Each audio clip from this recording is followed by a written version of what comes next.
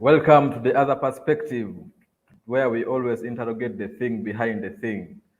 Today, we are going to look at the People's Front for Transition. Our viewers, you can subscribe to ACFIM on YouTube, ACFIM Uganda, and also like our Facebook page. We know that last week, a section of opposition politicians launched a new pressure group named People's Front for Transition, with the intention of unseating the current government in power, especially National Resistance Movement, which is being led by President Yoweri Museveni. The new pressure group is being led by former FDC president and several times presidential candidate, Dr. Kizza Besigye, who has been in the political arena of Uganda for quite some good time.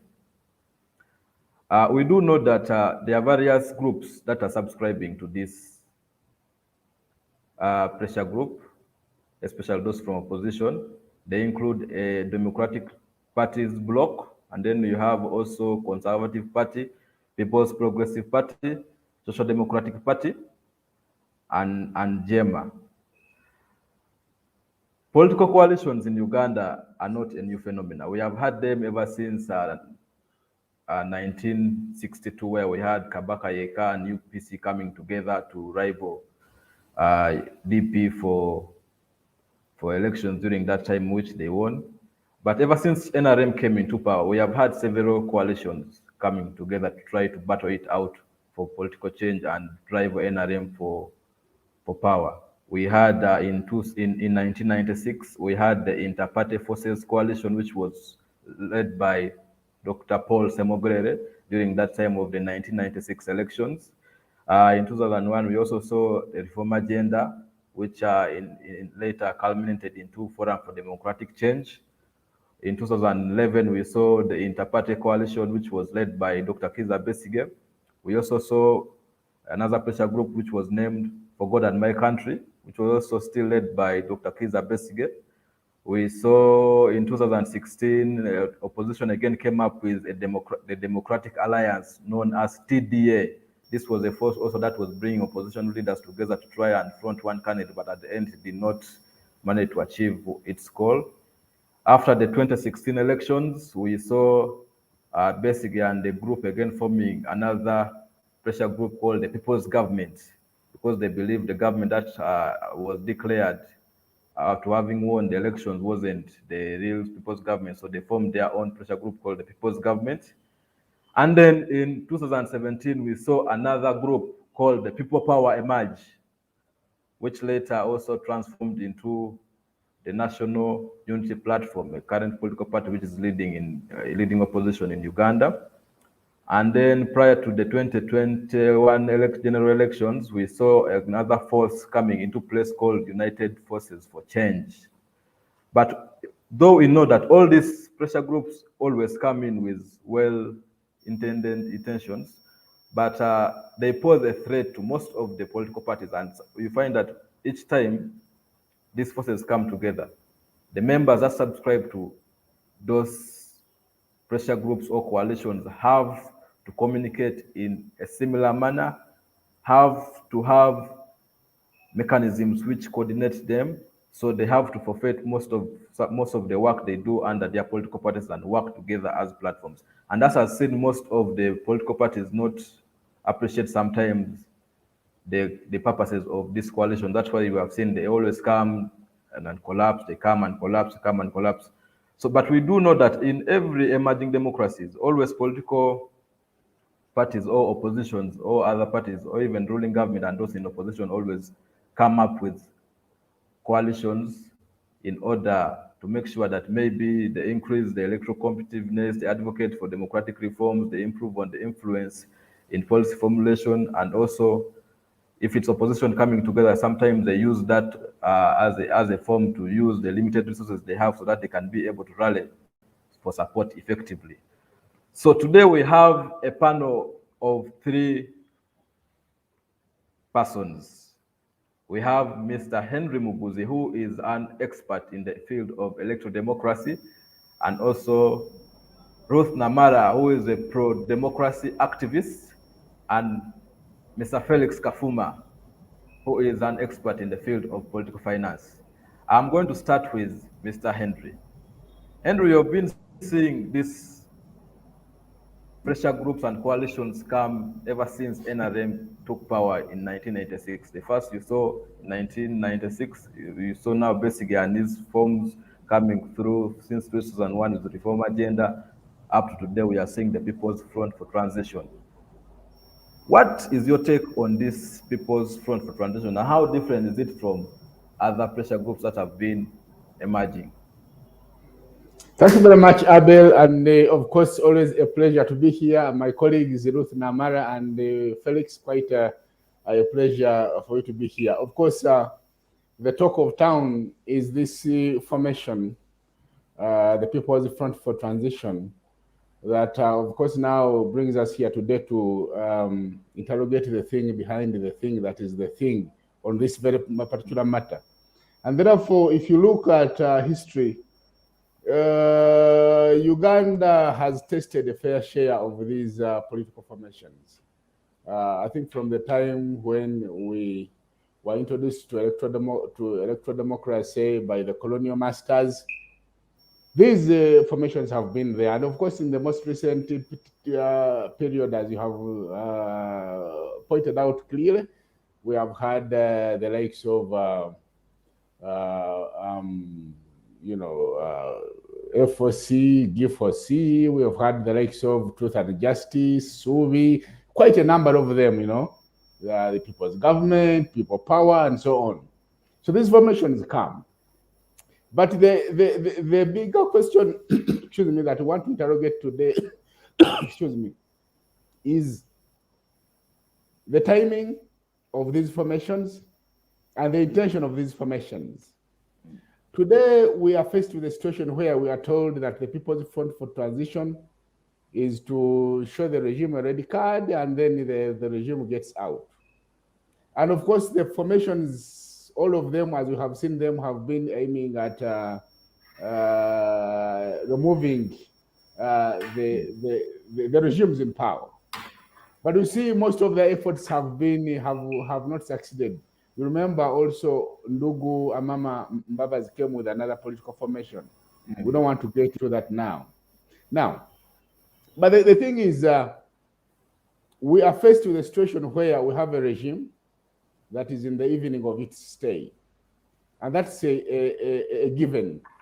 Because this regime, whether it wants or not, the evening will stay and it will go.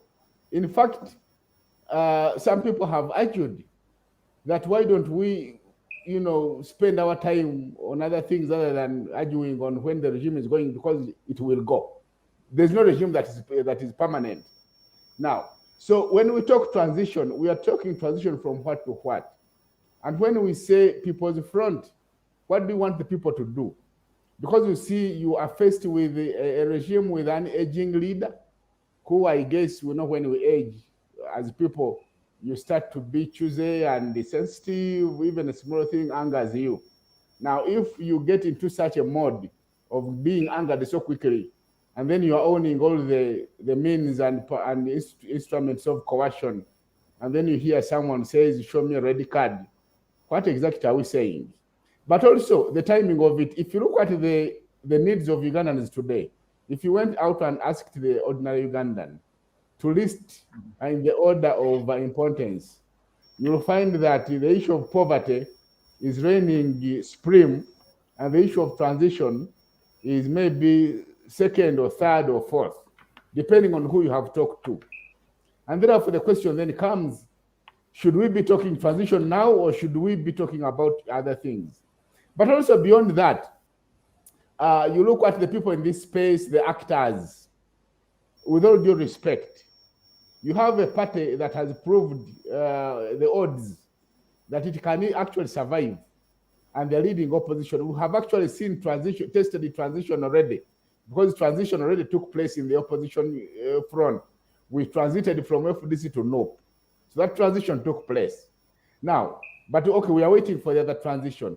But the bigger thing is this, that that what means are you saying we should use to send this person into transition? And are we mindful of the fact that even without divine intervention or people intervention, that transition will take place? There are bigger questions to talk about. For example, we would want to hear how we are going to participate as the people. Okay? We want to hear how the bigger questions of the day fit into this framework called People's Front for Transition. For example, it was clear, and we talked about this over independence, that even after 59 years of independence, we do not have a united country called Uganda. People still, this country has been so ethnicized. People still think and regard of themselves as Baganda, Bachiga, Banyankore, people, Langi. What are you doing to bring together the country? What about the questions that remain unanswered? We know, for example, that the Uganda question has not been answered for 59 years. The Northern Uganda question has not been answered for the last 35 years. The Rwenzori question of Mumbere and others, there are quite a number of questions that remain unanswered. So when you look at around you can't help but ask yourself, okay, this is good. It's the timing is good. The intentions are right. What about the timing? Let me stop there for now and hear from my other colleagues. But for now, that is my quick take. Okay, thank you so much. Thank you so much, Henry. I now bring Ruth. You've just heard Henry talk about uh, they should bring actors together, and the timing is also not good. And we do know that organization and unity are a constant in any process of any struggle. And we know that the People's Front for Transition, to achieve its goal, it needs to bring all the other actors, both NUP, that's National Unity Platform, the Democratic Party, which is being led by the side of Norbert Mao, and then we also have the Alliance for National Transformation. We do know that all these political parties so far have not fully subscribed. They are just saying they can be part of the struggle, but they are not going to play. They are not going to be players like in a football pitch. They can be like supporters from outside, but not play the real game by being in the pitch and pushing for that struggle when they are all playing as footballers. So, do you think PTF can be able to achieve its goal and purpose without having other players play the same game with them in the same pitch? Thank you so much, Abel, the moderator, and thanks to my fellow panelists. Happy to be part of this discussion, and a shout out to our listeners and viewers. This is quite a very interesting discussion, and it really comes in timely. So, to begin with, again, learning from history, drawing from what has been happening in our political space, in our spheres of democracy, in quotes, is that yes, we've seen a number of formations come up. We've seen a number of political parties being formed, but yes, is it the right timing? Personally, I feel yes, it is the right timing, but for the wrong intentions. What do I mean? That yes, we are done with elections, and ideally, we would be thinking about, holding discussions around how do we address the bigger question? How do we bring citizens on board? Because we know that now that elections are done, then we know that our leaders should be now focusing on serving and the citizens, the people that put them in power. What does this mean if we come up with coalitions at such a time? This would mean that probably now these political formations are coming up with the agenda of looking at the people, involving the people, mobilizing the people, getting to listen to the people and what they are saying, what their needs are, and how best they can push for issues regarding policy, and ultimately ensuring that at the end of the day citizens needs are answered and addressed. But this is what we are seeing. First of all, while we have, people choosing to be spectators or supporters, is that one, there's a high level of mistrust, that I do not trust that once I join the pitch, so and so will not break my legs. So this is what has been happening, and partly why these coalitions, as much as yes, they think, or we see on the outside that they are coming for, the good intentions, is that people inside see differently, or what we as citizens expect is not what we see. Once leaders or these I don't know, advocates, once there is no common agenda, once there is no common interest around, the actors that are being mobilized to, join some of these formations, then these formations are not going to last. And ultimately, this uh, exposes them to risks of, patronage. At the end of the day, it's a dog eat game. So I believe that yes, in all intents and purposes, this coalition, I feel, is not going to work because, one, there is no common interest around what the coalition feels, or what this pressure group feels they want to drive home at the end of the day. And we've seen a number of coalitions that are already in place that equally claim or allege to have the same agenda. So why duplicate efforts? Ideally, would have a conversation around how do we mobilize resources, how do we pool resources to ensure that yes, once we come together, then we have a bigger advantage over probably maybe dealing with the incumbency. But again, that why again these formations don't last is that why not look at the bigger picture? Because with or without the incumbency, we still have a bigger challenge ahead of us. We still have, a harder bond to break, in front of us, and that is the discussion to do with policy. So once it's about fighting incumbency, is that at the end of the day, people get broken. That yes, we're going to elections, and our motive, our agenda is to remove the incumbent, and then finally it does not happen. So once that happens, what next after that? So the agenda of some of these pressure groups and coalitions cease to exist, because there is nothing really core that for which these coalitions were formed.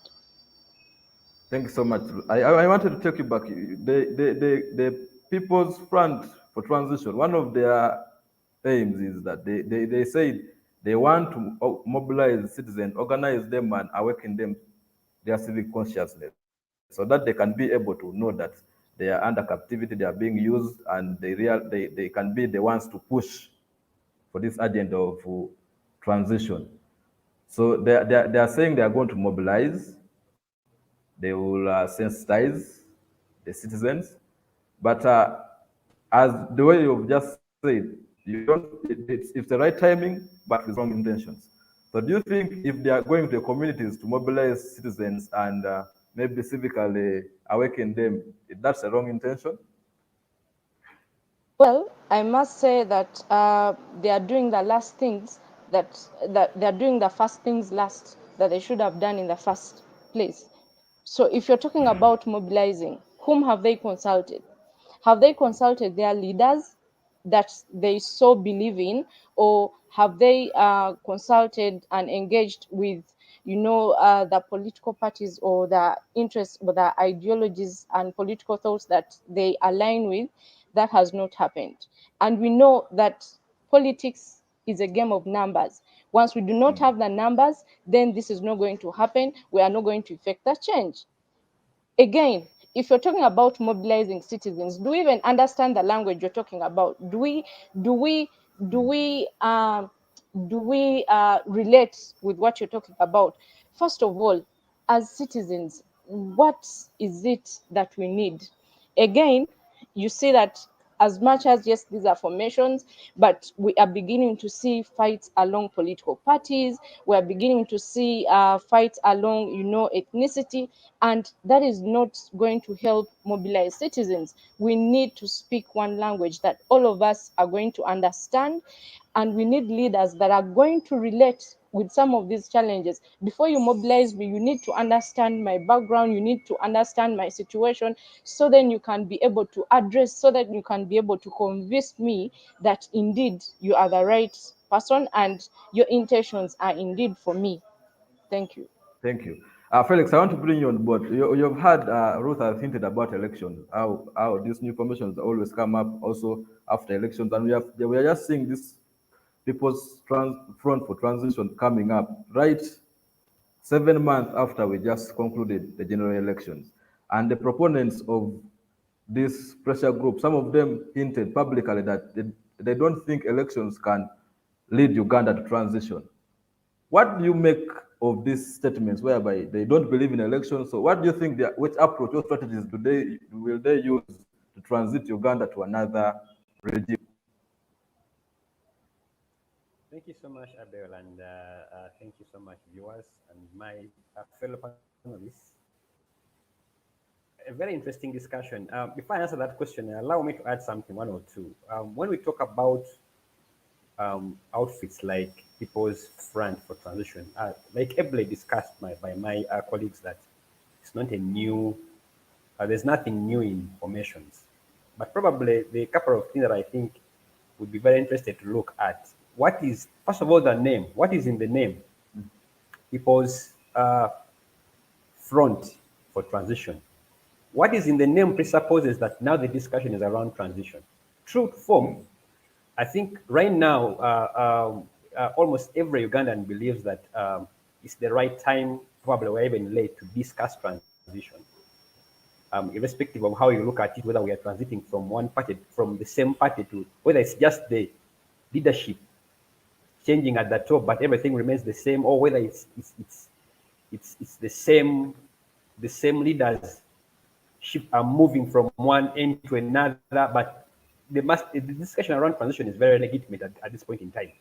So for me, and that probably explains why this front is signposted transition, to presuppose that there should be some kind of a discussion towards transition, because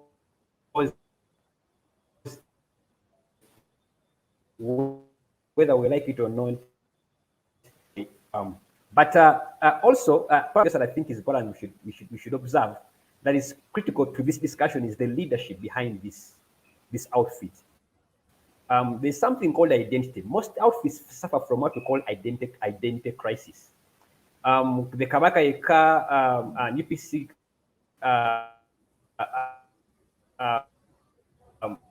alliance had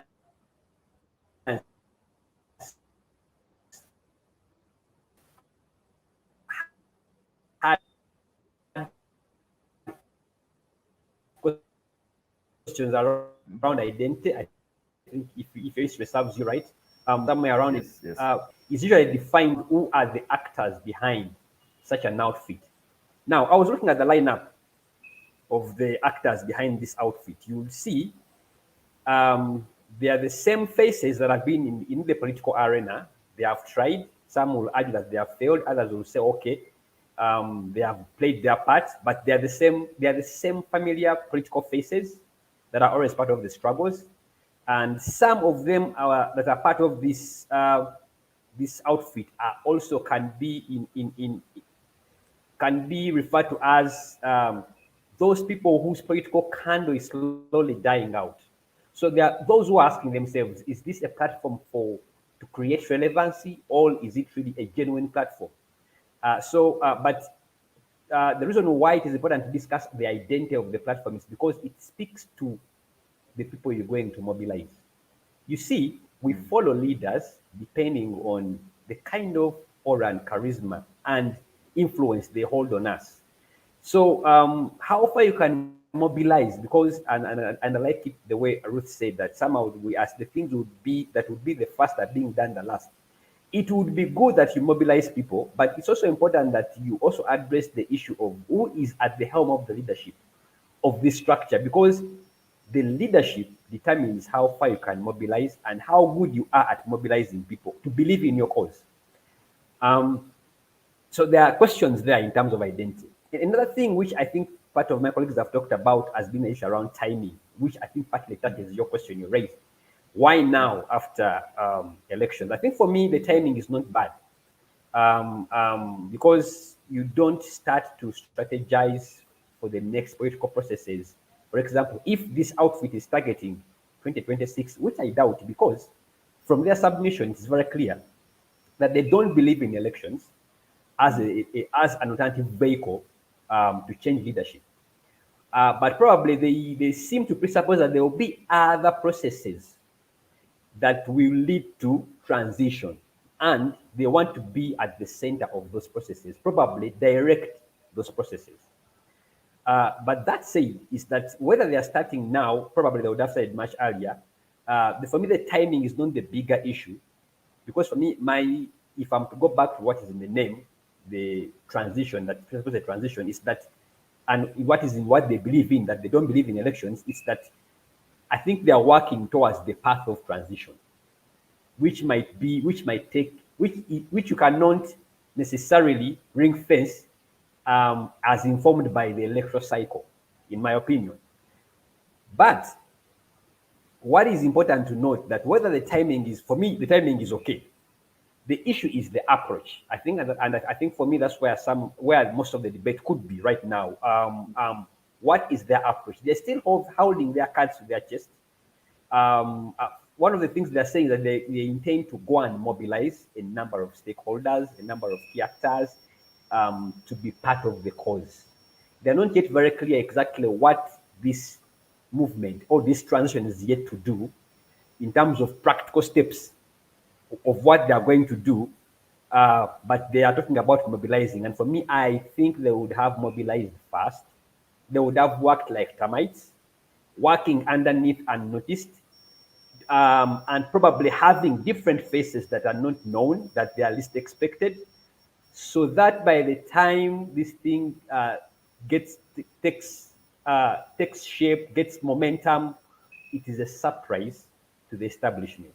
But when you have the predictable faces, you have the predictable actors, probably you'll have the predictable strategies. It is going to be very easy to predict what this outfit. I was reading in the news, and police has already come out to say, if this outfit is to hold any meetings, it must get clearance. You can already see where we are heading. Not so different from the previous outfits and how they were treated by the sitting regime. So we expect almost the same treatment of this outfit will face that the previous outfits faced. So for me, the issue of the approach, the strategy they are going to use is very, very critical. But most importantly, it's the identity to be able to mobilize and draw people to be part of it. Because there are many Ugandans who think that some of these politicians who have been around for long can offer nothing new, and would want to see new faces, new ideas. Probably these politicians, without discounting their efforts and what they can do, they can be part of the cause, but work from behind, not always be at the front. So that alone starts to weaken it. And also the questions around why other political outfits are not joining, like NUP, like DP, I think it's mainly NUP and DP and NUP that have come out publicly to express that they don't want to be part of this outfit. They can work differently. They support the cause of coming together, but they may not necessarily work together in this platform. Also speaks volumes on how it is perceived and understood in the different political arena. I think for me, that is my submission for now. Thank you so much. We are going to go for a short break, and then we return.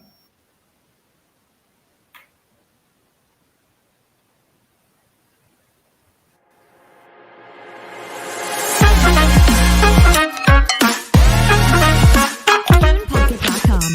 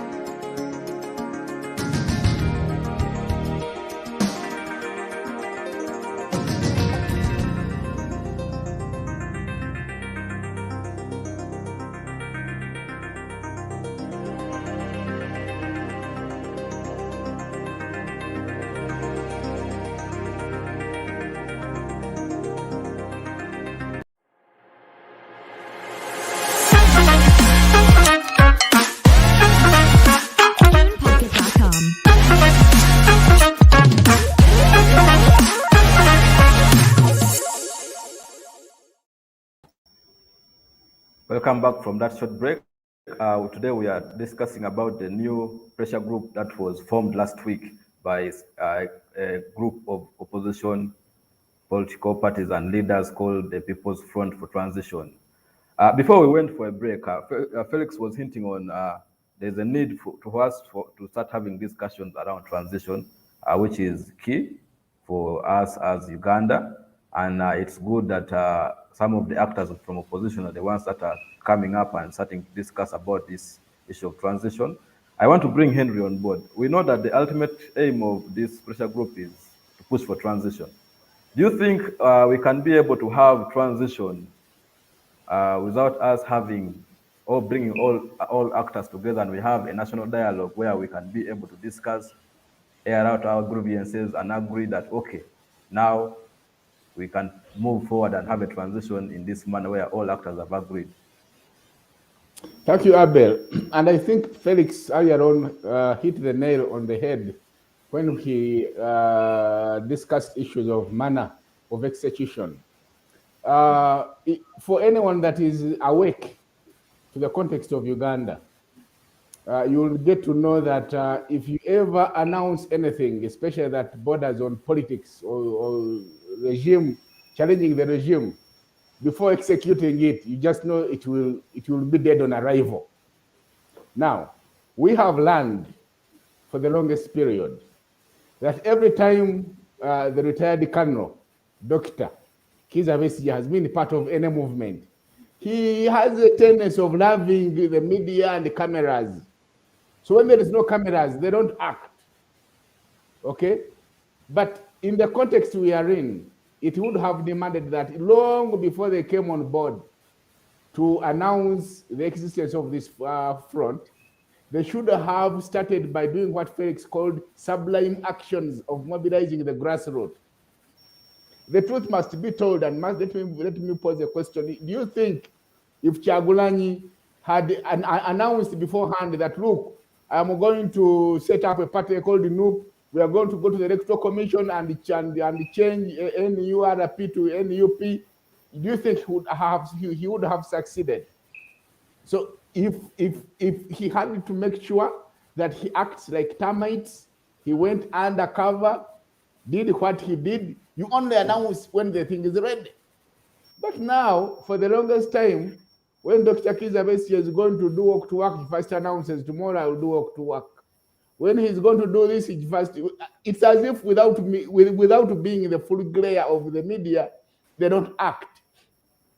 You talked about stakeholders in this transition. I would have imagined that they should have started by mobilizing all the stakeholders, the citizens, the religious leaders, cultural leaders, opinion leaders, civil society, media, academia.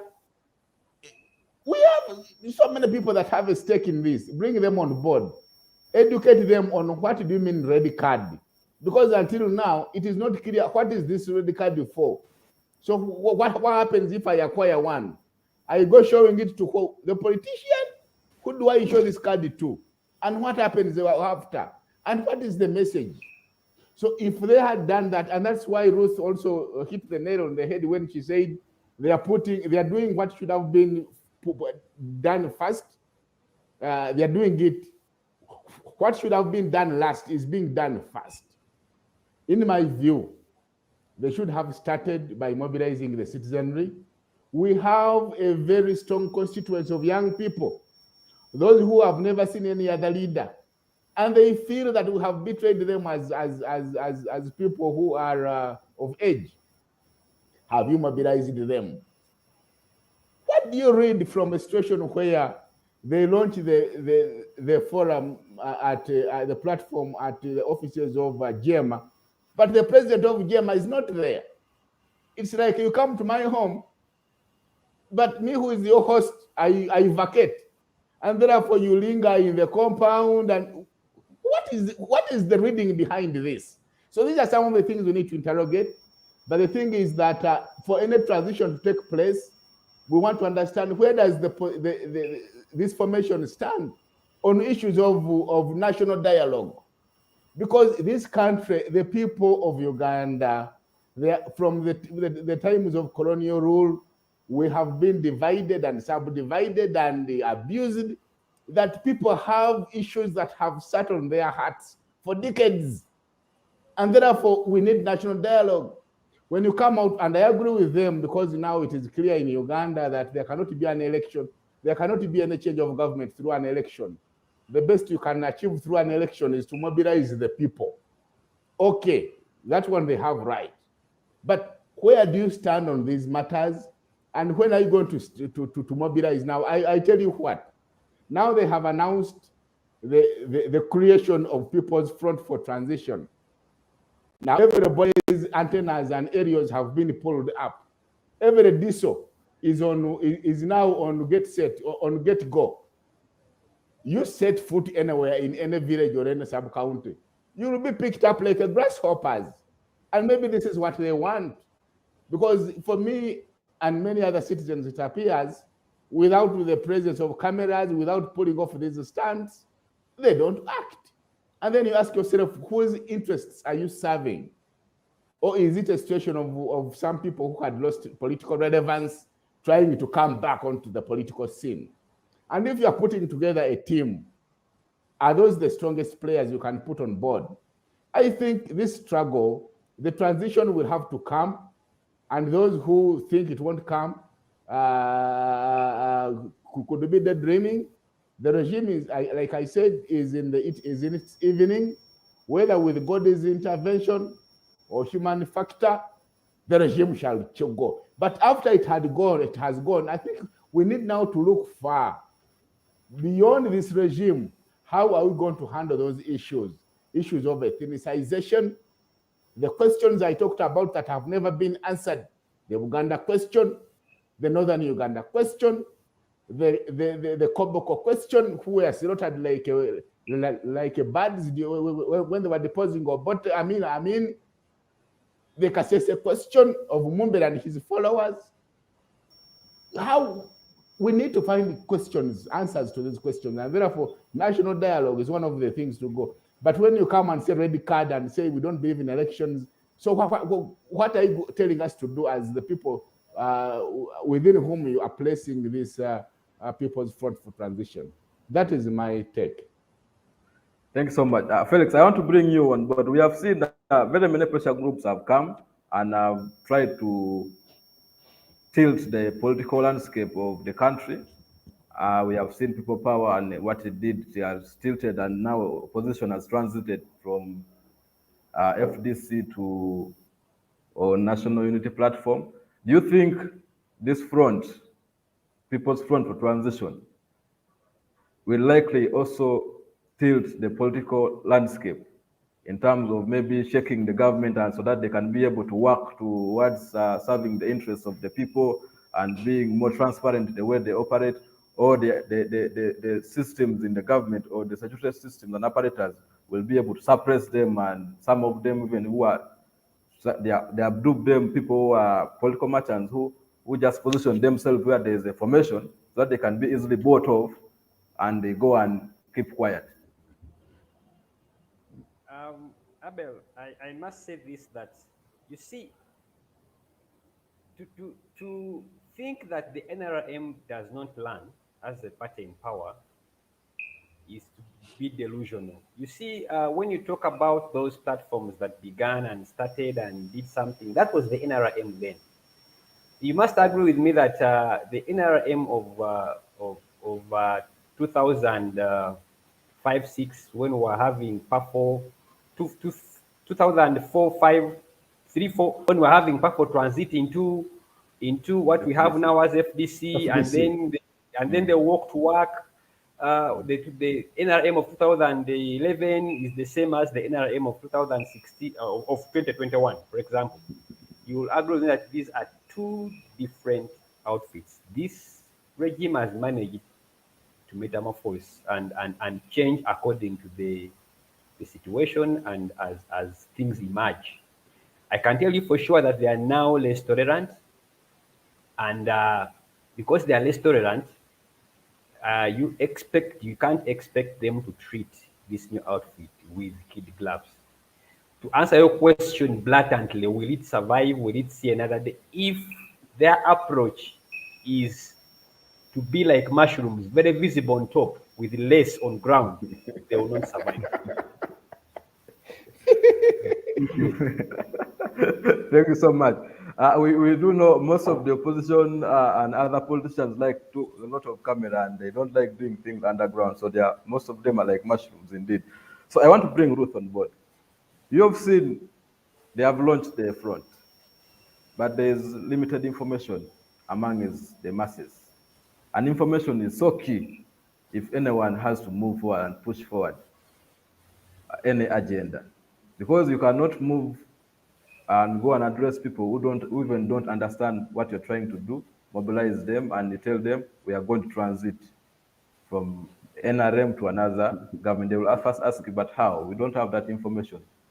So do you think first of people, when they don't have that information, they will be responsive or welcoming to such a front which has not accorded them enough time, has not been able even to share their strategies on how they are maybe going to mobilize citizens and what approaches they are going to use on ground to host or try to transit the NRM to another regime in power? Thank you, Abel, and my fellow panelists. Abel, one thing is that without access to information, we are all left in the dark. And we all know that access to information is a critical enabler of, citizens and different actors to be able to effectively participate, efficiently participate, and ask the right questions. That if I have information as a citizen, then at the end of the day, I'm able to make informed decisions and be able to, talk about and, discuss about issues that affect my well-being. So if people do not have information, definitely they are not going to participate. Definitely they are not going to have a platform through which they are going to ask questions, through which they are going to, feel involved. And, in this century, we are tired of politics and, processes that leave people behind. We need to start, engaging in conversations where we leave no one behind. And when we talk about access to information, how is this information relayed? Is it relayed in formats that are easily accessible for everyone? Talk about people who are able differently. That if I cannot read, can I access information? Can I have the benefit of accessing information as much as other people that can read? Two, we live in a country that is defined by ethnicity. Is this information in languages or in means through which the local citizens can be able to understand and engage and interact with this information? Because we all know that, yes, not every citizen can understand or can speak or can interface in the English language. So that is very key. Again, as a way of involving the people, yes, people must share as much information as possible. These actors must engage, and ways through which they can deliver or submit this information is by constantly engaging, by getting down to the people and breaking down these concepts in languages and, in ways that they are going to understand, such that at the end of the day they feel involved, they feel convinced that yes, they can probably participate in some of these coalitions and, pressure groups. Thank you. Thank you so much. Henry, I want to bring you now on board. We do know that most of these pressure groups, whenever they form themselves, one of the key aspects that helps them move forward are finances. And we do know that some political parties oftentimes find it very difficult to get their finances and support some of the activities of these uh, pressure groups, and they leave it to particular individuals. That's why sometimes they decide to dissolve because they don't have money that can be able to run them and make them work effectively up to the grassroots. Now we are seeing this, they are going to mobilize people up to the from the grassroots to come and understand that they need transition. Do you think this is very possible without having a clear formula, maybe where they are going to get money from, having enough resources to be able to move all over the country? Can they be able to manage to push the agenda without money? Thank you, Abel. Certainly, without a doubt, to mobilize and pull off such an initiative, you need money and loads of it, because you need to recruit and train quite a number of young people, and these young people must be well motivated. You need money. But perhaps maybe they will not need this money, because you see, if you start with what would have come last, you start by announcing we are going to organize the people on issues of transition. Transition means that the regime loses power. Transition means is that Genome 7 will be removed. So do you really think that with all the apparatus, the security apparatus he has, weaved all the way cascading downwards from VISO, CISO, DISO, RISO, whatever it is, do you think they are going to navigate through that cobweb of the security apparatus? They already showed us for free in the elections. You ask the candidates that participated and find out whether they had access. So my thinking is that the proponents of this formation know clearly that, as usual, theirs is to come out, organize a bubble in Kampala, and then announce, and then they would attempt to go into one district. They will be arrested, tear gassed, put into Kitalia for 1 week. They get bail. They keep attending court. The people are hoodwinked that there was something done. At the end of the day, it is just a political stunt. I think the time has come for Ugandans to open up their eyes and look at the politicians who want to capture power. A politician, if I want to come and play with you, if I am Man U and I'm playing you Liverpool, and then I first come and tell you all my tactics, what would you make of me? So you cannot play a game like that. You see, politics is a selfish game. The people that have power must do everything possible to retain that power. As political scientists, we know this. And those who want to do power, you don't want to wrestle power from those that have it, must use all sublime means possible, including concealing things, okay? Because if you want to make everything, to do everything in front of cameras, if you want to organize the transition when you've told the guy that I'm going to organize transition against you, I think there's going to be only one direction. And the only thing you're going to expect is that not to be seen to be a Kampala bubble, they will attempt to go into a district, and it will be Dr. Kizza Besigye at the forefront, and then he will be, if it is Eastern, he will be stopped from the bridge. If it is Masaka, he might not go past Maya. And then he will be returned, and then he will be put in, and there will be a scuffle, and the news, the cameras shall be there, and that will be it. I think we need opposition. We need politicians that are able and willing to roll their sleeves and get down to the grassroots, mobilize, first of all, starting with the young people. Because there is no transition you are going to organize in this country without the young people. Because it is the young people always everywhere that have led and managed all these transition forces, whether it were to be social movements, whether it were coups. The people that went to the bush were young people. So for you, how are you going? And today, the party that holds sway within the young people is NUP. You've not mobilized them. You've gone to Jema. The president has run away.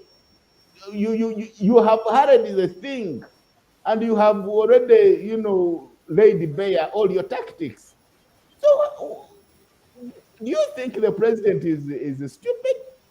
The general is going to unleash all his might on you, and you will curse the day you were born. So this government needs someone who is able and willing to work clandestinely, organize clandestinely, only come out to announce the movement when it has reached its maturity. But to come out and start announcing something you have done last, and then you put a cart before the horse, this is amazing. Back to you, Abel, and the colleagues. Thank you, Henry. Felix, now I want to bring you here. There's a narrative moving around that this new pressure group is not necessarily intended for transition, but it's intended to push the agendas and political relevance of some political individuals, and also to fight for who is the might in the opposition, and not necessarily to look after capturing power. What are your thoughts on some of those narratives? I think this narrative is not far-fetched. Whether it's true or not, it's good you're asking me what are my thoughts. Because why this narrative is being fronted is because when it goes back to what I said, talked about earlier, when you look at its leadership structure, we are looking at politicians whose political candle of influence is almost blowing out for some, or others it has already blown out, or it has gone out. At the helm, it has Dr. Kiza Besigye, who is the chairperson of that outfit.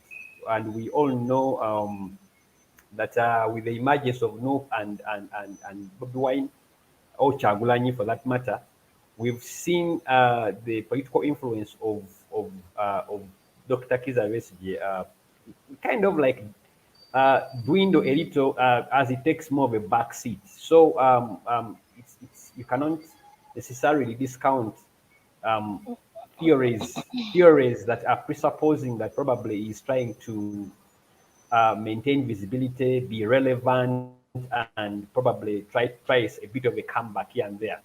But also beyond that, when you look at other members who are part of this leadership structure, I think in there I saw FDC, which is headed by Patrick Oboy Amoriat. We have Conservative Party, which is headed by John Ken Wichams. We all know the political trajectory of John Ken Wichams. I think he's trying to reinvent himself and remain relevant and afloat. You have the likes of Mavike of SDP. You have the splinter faction from UPC. That I think there I saw there Peter Walubi who did represent. We had that also splinter block of DP led by Lubega Mukaku. So when you look at the actors that are at the helm of this outfit, many of them, it's easy to conclude, very easy to conclude that they are trying to remain politically relevant because now the political space or landscape has been occupied by new faces, primarily from the National Unity Platform. Even those who belong to other parties, to remain relevant and reinvent themselves, had to cross to NOPE because NOPE is the new idea. It's the new it's the new agenda for many people that many people can relate with. So probably that is why some people argue that way. But also there are those that have argued that this could be a diversionary. I've come across some literature that this could be a diversionary whereby probably Noop and other actors are working with this group to create some kind of another space to preoccupy the status quo as they busy do something different. I don't know how far true that is or how far-fetched that is, but in politics there are never gray areas. That's why people in intelligence, any kind of intelligence is never stupid. They collect anything that comes that seems to come up. So also that line of argument is there that probably this is a diversionary to kind of like allow other forces do what they have to do as the state focuses on this new PFT. Thank you so much. We are running out of time, so I am going to give each of us 2 minutes to give us the parting shots, and I will start with Henry. What do you think is the best strategy Ugandans should use if they want to have transition take place? I think, As your thank you, parting Abel. shot. Thank you, Abel. I think Ugandans have been ready for a united opposition for quite a long time. Ugandans want transition, they want change, because today poverty and other problems are biting them very hard. Ugandans are tired of the same old faces they've been seeing for the last 35 years because many of them are grassing. The young people feel that they have been betrayed by this old class. They want to take over matters themselves. They need space. And therefore, for you I think one of the things we want to expect to see out of leaders is a kind of to be sensitive and alive to these things and work towards a form of national dialogue that would help us to gel together as a people of the same country. Because for now, I don't think we are people of the same country. I thank you. Thank you, Ruth. Your parting shot.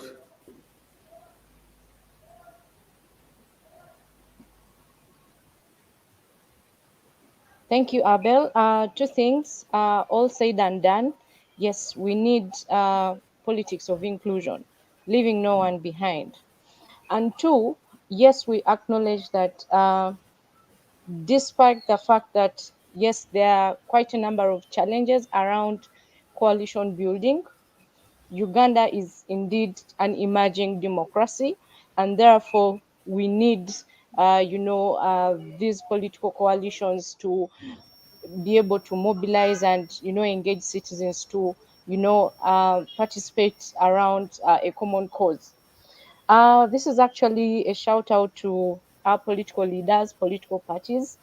I encourage them to subscribe to the Political Finance Academy, because it's quite very clear that yes, we need capacity building around coalition building. So we need to get back to the basics before we even get into the approaches and who we get on board, how we do this, the identity and all this. We need the basics. We need the training. We need the capacity building. We need the skills. Once we settle that, then we'll begin to see an end to this politics for sure. Thank you so much. Thank you so much, Ruth. Felix. Okay, thank you. I think for me, the discussion on transition has to get out of boardrooms, get out of political parties. This is a discussion for every Ugandan, because when you discuss transition, you're discussing the future of the country. We are a country first before we get portioned into political party belongings and ethnicity and all those things. And I think this is one of the discussion that uh, uh, has to be embraced by everyone. Now, whoever is able to take leadership on this discussion and navigate the intricacies around the different factions that within which Uganda has been partitioned will be the person Ugandans are looking out to. We need this discussion to be soberly held, irrespective of where we belong. Thank you. Thank you so much. You people have been so good. Your insights are so well intended, and I know the audience out there has enjoyed whatever you've been sharing with them. This discussion has been so interesting. I want to thank everyone who has participated, both the audience and also our guests. Uh, we know Uganda needs to transit from one regime to another. People have been waiting for that ever since Uganda had independence. There has never been peaceful transition of power. So we need to discuss. We welcome all the discussions, but they should be meaningful discussions. Let's engage everyone. Let's bring everyone on board. Let's not make it a discussion where there are few individuals who are after political relevance or who are after reviving their political careers. Let it be a national interest move to transition, not an interest of very few selfish politicians. Let's work as a nation, as one united nation, which aims to improve our own democracy. I thank you so much. I'm Abel Eseru. Don't miss again next week on The Other Perspective on Wednesday. We shall be live again from 11 to midday. Thank you.